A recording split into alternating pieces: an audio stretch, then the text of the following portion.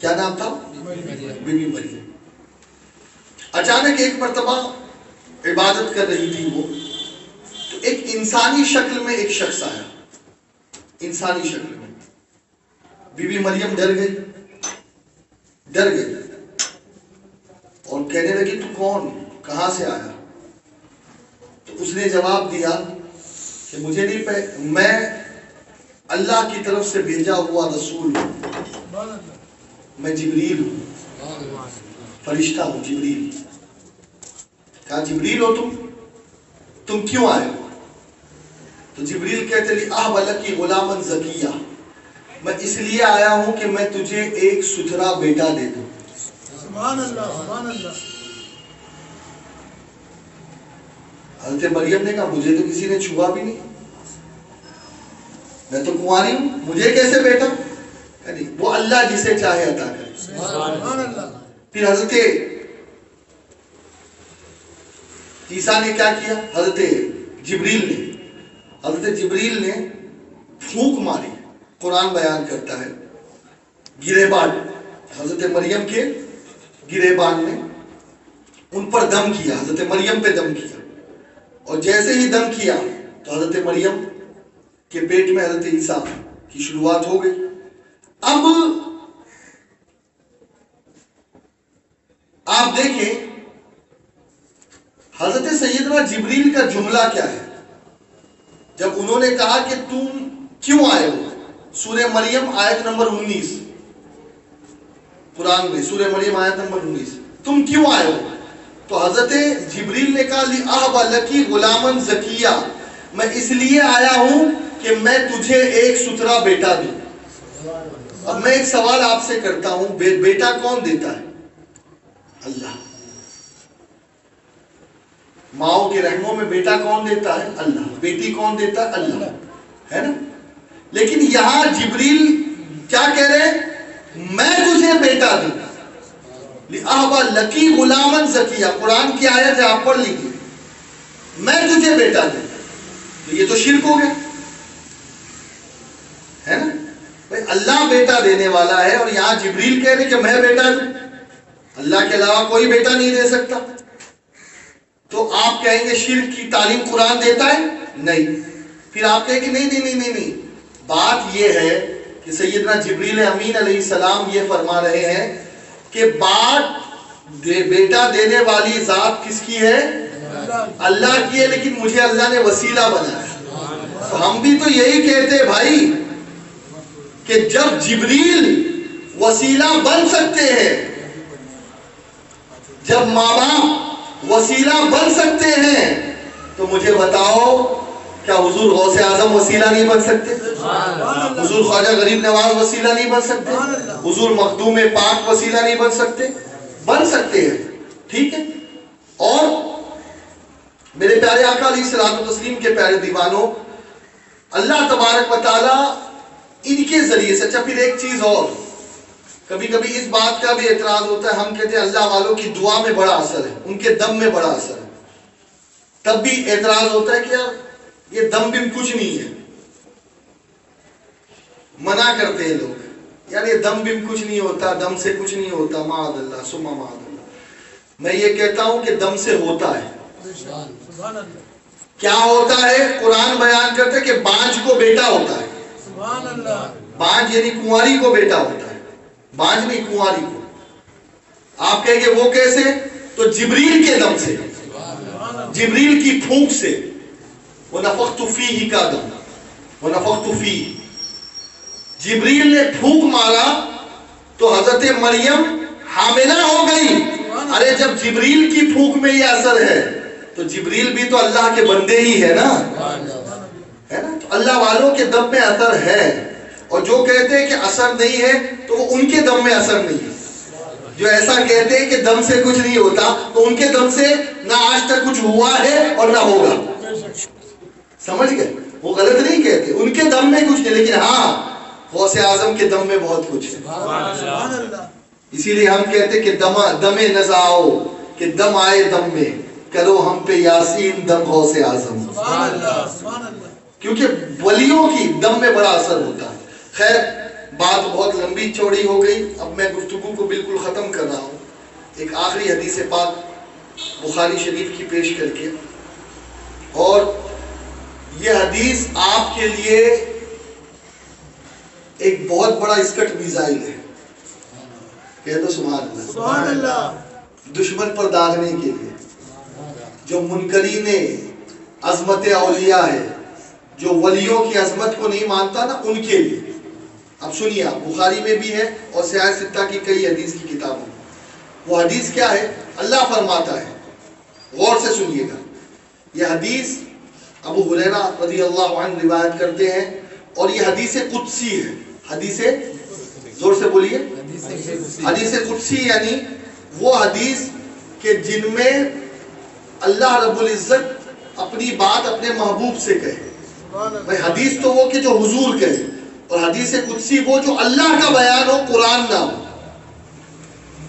اللہ فرماتا ہے، کیا فرماتا ہے اللہ؟ من عادی لی ولی فقد اذنت به الحرب، کہ جو میرے ولی سے دشمنی کرے میں اللہ اسے اعلان جنگ دیتا ہوں۔ اللہ اکبر، یعنی اپنے ولیوں کے دشمنوں کو اللہ نے فرمایا کہ میں اسے اعلان جنگ دیتا ہوں۔ پھر آگے اللہ فرماتا ہے کہ جب بندہ، اچھا ولی بنتا کیسے ہے وہ سنیے آپ۔ اللہ فرماتا ہے جب بندہ فرائض کی پابندی کرتا ہے۔ کس کی پابندی؟ فرائض کی۔ اور فرائض کی پابندی کرنے کے بعد جب بندہ نفل کی طرف بڑھتا ہے تو فرائض کی پابندی کے بعد وہ میرا قریب ہو جاتا ہے، اور جب نفل کی پابندی کرتا ہے، نفل کی کثرت کرتا ہے، تہجد پڑھتا ہے، اوابین پڑھتا ہے، اشراق پڑھتا ہے، چاش پڑھتا ہے، صلاۃ اللیل پڑھتا ہے، صلاۃ الحاجات پڑھتا ہے، جب یہ نفل پڑھنے لگتا ہے، نفل نمازیں پڑھنے لگتا ہے، اللہ فرماتا ہے وہ مجھ سے قریب ہونے لگتا ہے، اور اتنا قریب ہو جاتا ہے، اتنا قریب ہو جاتا ہے کہ میں اپنے اس بندے کی آنکھ بن جاتا ہوں جس سے وہ دیکھتا ہے، میں اپنے اس بندے کا ہاتھ بن جاتا ہوں جس سے وہ پکڑتا ہے، میں اپنے اس بندے کا پیر بن جاتا ہوں جس سے وہ چلتا ہے، میں اپنے اس بندے کی زبان بن جاتا ہوں جس سے وہ بولتا ہے، میں اپنے اس بندے کے کان بن جاتا ہوں جس سے وہ سنتا ہے، اور جب وہ بندہ مجھ سے کوئی سوال کرے اور کسی بات پہ مجھ سے ضد کرے تو میں اس کی تمنا، اس کی ضد کو ضرور پوری کرتا ہوں۔ یعنی قسم اٹھا لے اگر کسی بات پر کہ مولا تجھے قسم ہے یہ کام ہونا چاہیے، تو اللہ فرماتا ہے کہ میں اس کی قسم ضرور پوری کرتا ہوں۔ اب آپ اس حدیث کو سمجھ گئے؟ یہ حدیث صحیح بخاری، صحیح مسلم، ان حدیث کی کتابوں میں۔ اب میں آپ کو اس حدیث کو سمجھانا چاہتا ہوں اور عقیدہ بتانا چاہتا ہوں کہ اہل سنت والجماعت کے عقیدے میں اور دوسروں کے عقیدے میں فرق کیا ہے۔ آج لوگ اعتراض کرتے ہیں، حضور غوث اعظم نے کیا کہا؟ غوث اعظم نے کہا کہ اگر میرا کوئی مرید مشرق میں ہے اور میں مغرب میں ہوں اور وہ مجھے پکارے تو میں اس کی پکار سنتا ہوں۔ لوگ کہتے ہیں یہ کیسے ہو سکتا ہے، وہ تو قبر میں ہے، وہ تو بغداد میں ہے، وہ کیسے ہماری پکار سنے؟ تو بھائی سنو، ایک تو آپ کے کان ہے اور ایک اس کے کان ہے کہ جو قبر میں پہنچ گیا ہے۔ دونوں کے کان میں بہت فرق ہے، دونوں کے سننے میں بہت فرق ہے۔ معلوم ہے آپ کو کتنا فرق ہے؟ حدیث پاک میں ہے، میرے آقا فرماتے ہیں صلی اللہ علیہ وسلم، جب تم قبرستان جاؤ تو کہو السلام علیکم یا اہل القبور۔ یار ابھی اس گھر کے اندر جو ہے ہم اس کو سلام کرتے ہیں کیا؟ اس دیوار کے پیچھے کوئی اس کو ہم سلام کرتے؟ اور اگر کوئی سلام کرے تو لوگ بیوقوف ہے، وہ سن نہیں سکتا، اس کو سلام کیوں کرتے ہو؟ وہ آدمی جو منو من مٹی کے نیچے، جس کو مر کے 100 سال ہو گئے، 200 سال ہو گئے، حضور فرماتے وہ تمہارا سلام سنتا ہے، تو ماننا پڑے گا کہ زندے سے زیادہ پاور مردے کو مل جاتا ہے، کیونکہ زندہ تو قریب میں سن سکتا ہے، ابھی تیسرے محلے والے ہمارے سلام کو تھوڑی سنیں گے، لیکن قبر والا وہ ہے کہ اگر کوئی دوسرے محلے سے بھی اسے پکارے تب بھی سنتا ہے، اور حضور فرماتے جواب بھی دیتا ہے. اچھا اس کا سینسیٹیو پاور کتنا بڑھ جاتا ہے معلوم ہے؟ لسننگ سینسیٹیو پاور اتنا بڑھ جاتا ہے کہ حدیث پاک میں یہ ہے، حضور نے فرمایا جب قبرستان جاؤ تو جوتے چپل اتار کے جاؤ. کیوں جوتے چپل اتار کے جاؤ؟ میرے آقا فرماتے اس لیے کہ تمہارے جوتوں کی آہٹ سے مردے کو تکلیف ہوتی ہے. آپ دیکھیں سب لوگ اتنے سینسیٹیو نہیں ہوتے. کچھ لوگوں کو بہت چڑ ہے ان لوگوں سے کہ جو پیر گھسڑ کر چلتے ہیں، ہے نا. کچھ لوگوں کو ہوتا ہے، اس سے الرجی ہوتی ہے. اس کے سامنے جیسے ہی کوئی پیر گھسیٹ کے چلتا ہے نا تو وہ پیر اٹھا کے چلنا. آپ نے دیکھا ہوگا کچھ لوگ ڈانٹتے بھی ہیں. ہر کسی کو تکلیف نہیں ہوتی، کسی کو تو عادت ہو چکی ہے سہی. لیکن جو بہت زیادہ سینسیٹیو ہوتا ہے تو وہ جو ایک گھسڑ پیدا ہوتی ہے نا چپل کی، تو اس آواز سے چڑ ہوتی ہے. تو کہتے ہیں تو یہ کس کے لیے جو بہت زیادہ سینسیٹیو ہو. حضور فرماتے ہیں کہ قبر کا جو مردہ ہے نا، جو منومن مٹی میں اس کو تمہارے جوتوں کی آہٹ سے تکلیف ہوتی ہے. اب بتاؤ مردے کا پاور زیادہ ہے یا نہیں؟ حضور فرماتے ہیں وہ تمہیں دیکھتا ہے، قبر پہ آنے والے کو دیکھتا ہے اور پہچانتا ہے. بھئی ہمارے دادا مر گئے، ہمارے دادا کی گود میں ہم کھیلے. ہم جب دادا کی قبر پہ جائیں گے نا، حضور فرماتے ہیں کہ وہ تمہیں پہچانتے ہیں، وہ تمہیں دیکھ رہے ہیں، تم انہیں دیکھو نہ دیکھو. عقل حیران ہے یار. عقل یہ کہتی ہے کہ اس وقت اس کمرے کے اندر جتنے بھی لوگ ہیں وہ ہم کو نہیں دیکھ سکتے. کیوں؟ کیونکہ بیچ میں دیوار ہے. ہمارے لیے دیوار ہے، لیکن حضور فرماتے ہیں کہ قبر والا جو ہے اس کے لیے کوئی دیوار نہیں. سبحان اللہ سبحان اللہ. وہ تمہیں دیکھتا بھی ہے، پہچانتا بھی ہے. تو اب مجھے بتائیے بھائی، قبر والے کی شکتی تو بڑھ گئی نا، مرنے کے بعد آئی پاور بھی بڑھ گیا. اور ابھی سائنس نے یہ چیز بتائی ہے کہ ایک شعاع ہے جسے کہتے نور. یہ میں لیٹسٹ بتا رہا ہوں آپ کو، بالکل لیٹسٹ ڈسکوری. وہ کہتے ہیں وہ جو نور نامی شعاع ہے وہ اگر کسی بھی چیز پر ڈال دی جائے تو ٹرانسپیرنٹ ہو جاتی ہے وہ چیز. یعنی اگر پہاڑ پر بھی وہ شعاع ڈال دی جائے، جس کا النور نام ہے، اس کا شعاع کا نام سائنس نے رکھا ہے، وہ ٹرانسپیرنٹ کر دیتی ہے پہاڑ کو بھی. یعنی آدمی پہاڑ کے اس طرف کھڑا ہے تو پہاڑ کے اس طرف دیکھ لے. سبحان اللہ. یہ آج کی سائنس بتا رہی کہ دس از پاسبل، سبحان اللہ. دس از پاسبل. تو اب بات یہ ہے کہ سائنس جس چیز کو پاسبل کہہ رہی ہے، تم اس چیز کو امپاسبل کہو گے، کیسے چلے؟ تم کہتے ہو کہ یار ماں کے پیٹ میں کیا ہے یہ کوئی نہیں بتا سکتا. اس زمانے میں ایسی باتیں مت کرو ورنہ لوگ بیوقوف کہیں گے. ساری ایکس رے مشین بتاتی ہے، ساری مشینیں بتاتی ہے کہ پیٹ میں کیا ہے. تمہاری ہڈی ٹوٹ جائے مشین بتاتی ہے یا نہیں؟ بولو یار. اور ہم کہتے ہیں کہ اللہ والا بھی جانتا ہے تو لوگ منع کرتے ہیں. حضرت عیسیٰ کے بارے میں یہ ہے، قرآن میں ہے کہ حضرت عیسیٰ کے پاس جب لوگ آتے تو حضرت عیسیٰ علیہ السلام ان کو بتا دیا کرتے کہ تمہارے پیٹ میں تم کیا کیا کھا کے آئے ہو. چکن فرائیڈ رائس ہے، روسٹر ہے، کیا ہے حضرت عیسیٰ بتا دیتے. اور کیا تم نے گھر میں رکھ رکھا ہے وہ بھی بتا دیتے. بلکہ حضرت عیسیٰ کے پاس چھوٹے چھوٹے بچے بہت آتے تھے تو حضرت عیسیٰ ان بچوں کو بچوں کی دیکھیں عادت ہوتی ہے، آپ کو بھی معلوم ہے کہ کوئی چیز بچوں کو بہت زیادہ پسند ہوتی ہے. جیسے شکر ہوتی ہے، کسی کو شکر کھانے کی عادت ہوتی ہے، کسی کو گڑ کھانے کی عادت ہوتی ہے. اب ماں کو معلوم ہے کہ میرے بچے کو گڑ کھانے کی عادت، تو ماں ہمیشہ گڑ کو چھپا کے رکھتی ہے تاکہ اس کے ہاتھ میں ملا تو گیا. ہوتا ہے نا ایسا، اس لیے فریج بھی لاک کرتے ہیں.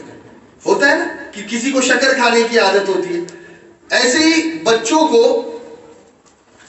جو چیز کھانے کی ہوتی تھی تو ماں باپ چھپاتے تھے. حضرت عیسیٰ کے پاس جب وہ بچے آتے نا تو قرآن بیان کرتا ہے کہ حضرت عیسیٰ ان کو بتا دیتے کہ تمہارے گھر میں فلاں فلاں چیز رکھی ہوئی ہے، جا کے لے لو. اب یہ پاور کہاں سے آیا؟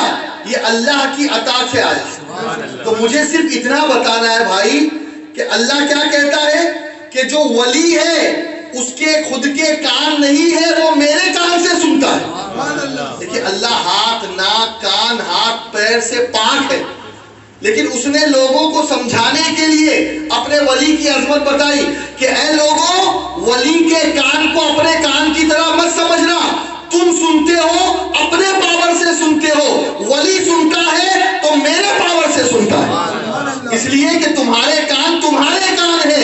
ولی کے کان نہیں ہے بلکہ اللہ کے کان ہے. اسی لیے ولی کہیں بھی, آج خدا کی قسم کہتا ہوں, ہمیں کوئی تکلیف ہے, حضور کو پکارو, غوث اعظم کو پکارو, غریب نواز کو پکارو, وہ سنیں گے, مدد کریں گے, اور کرتے ہیں مدد بھائی, کرتے ہیں. اب آپ کہیں گے یہ کیسے؟ ہم حدیث کو مانتے ہیں, اس لیے مانتے ہیں, اس لیے کہ حدیث میں ہے کہ ولی کے کان اللہ کے کان ہے, اور اللہ کے کان کے لیے کوئی ایسی چیز ہے جو سنائی نہ دے؟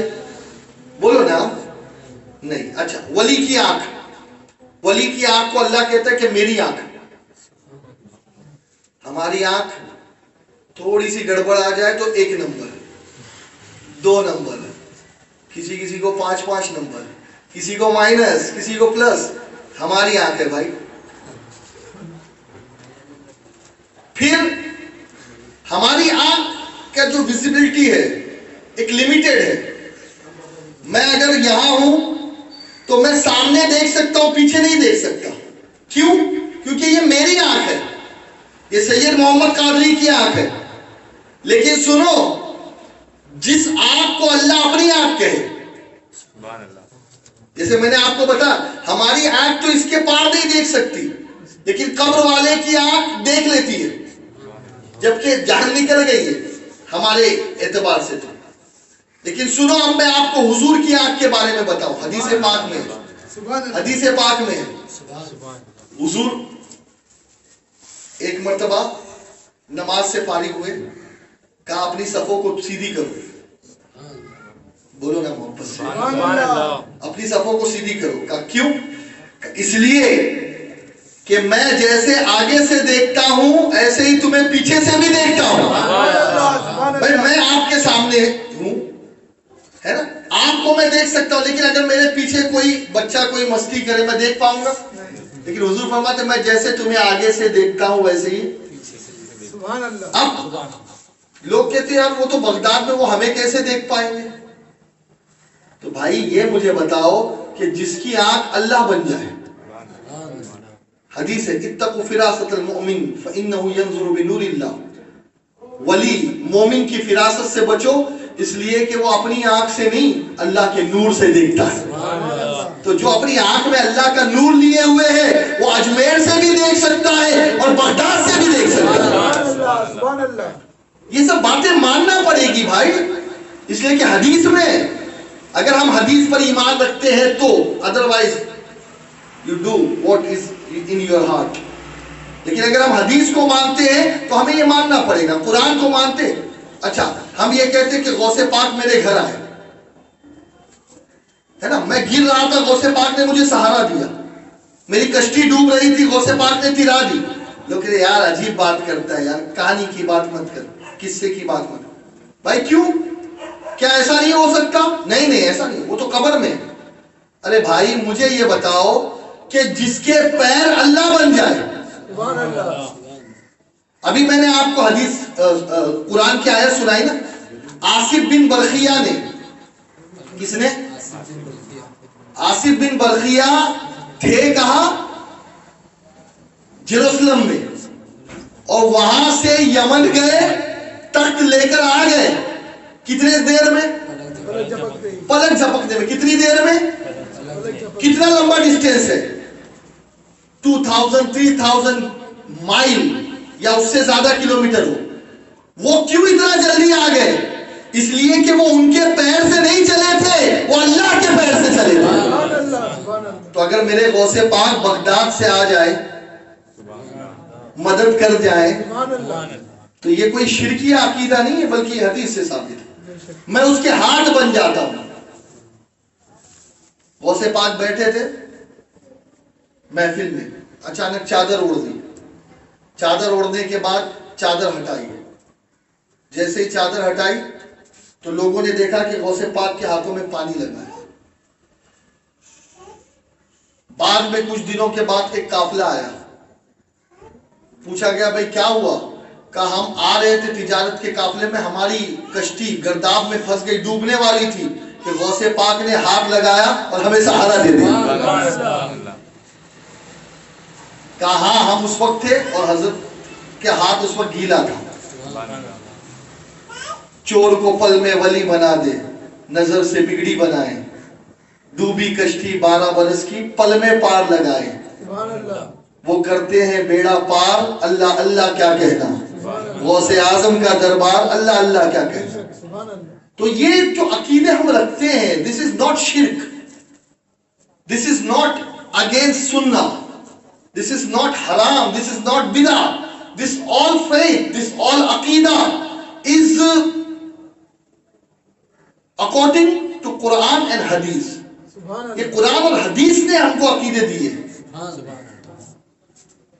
اچھا پھر اللہ کیا کہتا ہے، میں اس کے زبان بن جاتا ہوں جس سے وہ بولتا ہے، جس سے وہ بولتا ہے. یار ہم کچھ بھی بولے تو ضروری تھوڑی کہ پورا ہو، لیکن جس کی زبان اللہ بن جائے، جس کی زبان پہ اللہ بولے، پھر وہ اگر کہے نا قم باذن اللہ، قم باذنی، اے مردے زندہ ہو جا، تو مردہ زندہ ہو جاتا ہے.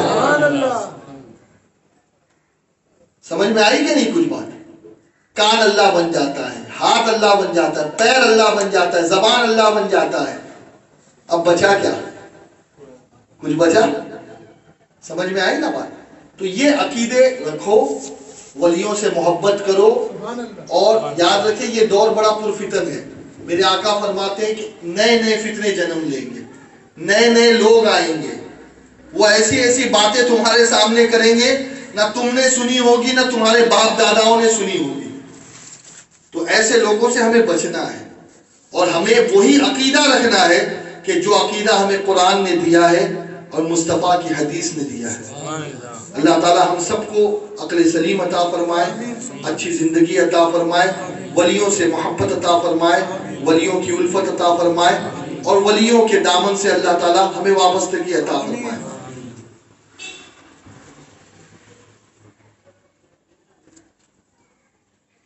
ایک اور بات اگر اجازت دیں تو میں بتا دوں، ماشاءاللہ چائے بھی آ گئی ہے، سبحان اللہ.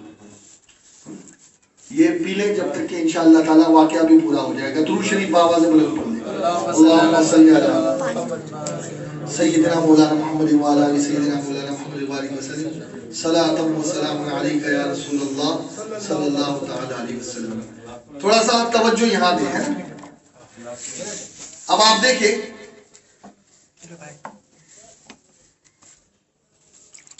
ولی سے قریب ہونے سے کیا ہوتا ہے،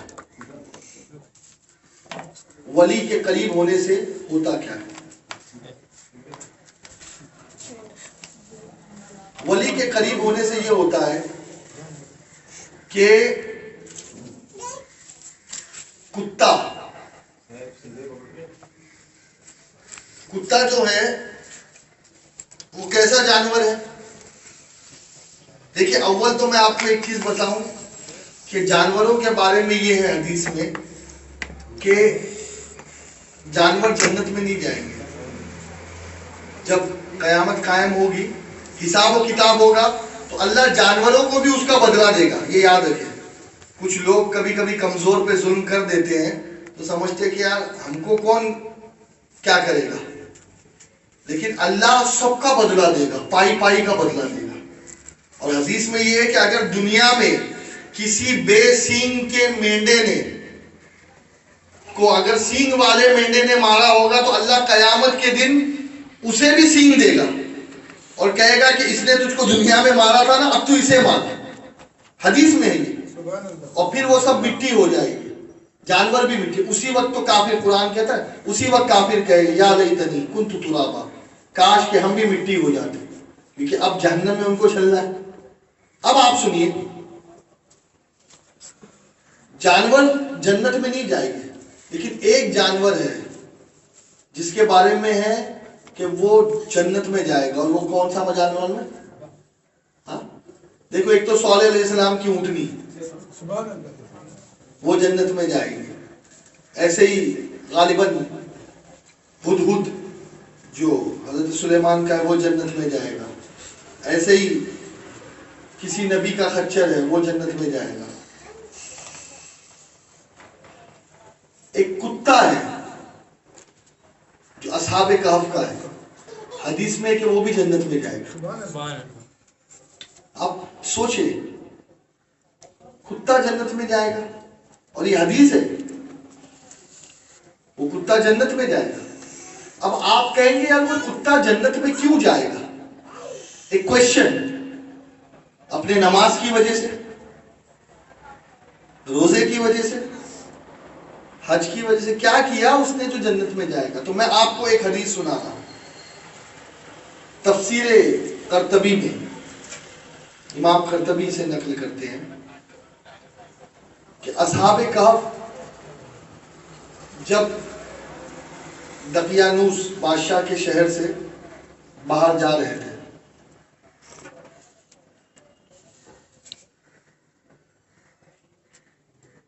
तो वो कुत्ता उन वलियों के साथ हो लिया। असहाबे कहफ, जो वली, नबी नहीं है ये वली, उन्होंने उसको भगाया, मारा, लेकिन वो कुत्ता उनसे दूर नहीं हुआ। उन्होंने कहा कि अगर ये कुत्ता हमारे साथ होगा तो हम पकड़े जाएंगे।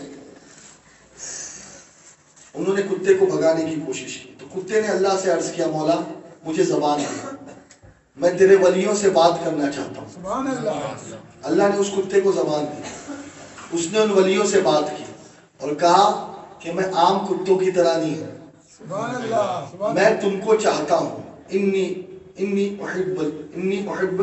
इन्नी उहिब्बुल औलिया वस्सालिहीन।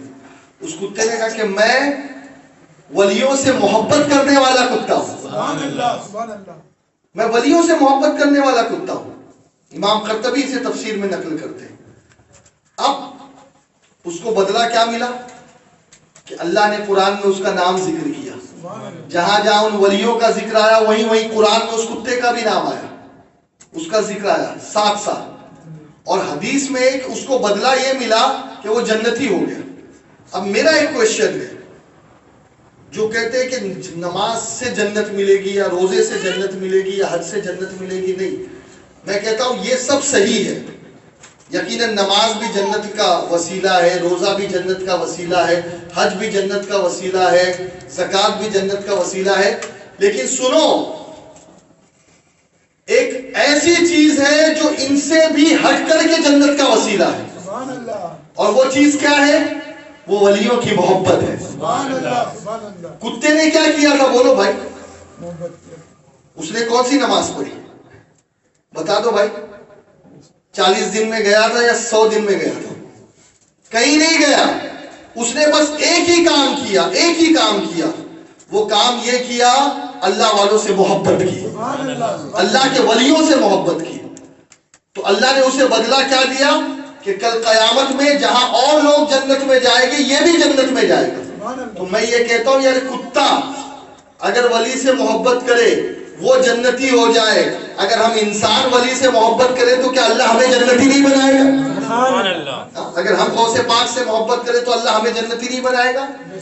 किसी की बातों में ना आए, वलियों से मोहब्बत करें, वलियों से इश्क करें, वलियों के दामन को मजबूती से थामे रखें, वलियों का प्यार अपने दिल में बसाए। अल्लाह ताला हमें औलिया इकराम के फैजान से माला माल फरमाए। आमीन। व मा अलैना इल्लल बलागुल मुबीन। अस्सलामु अलैकुम व रहमतुल्लाहि तआला व बरकातुहू।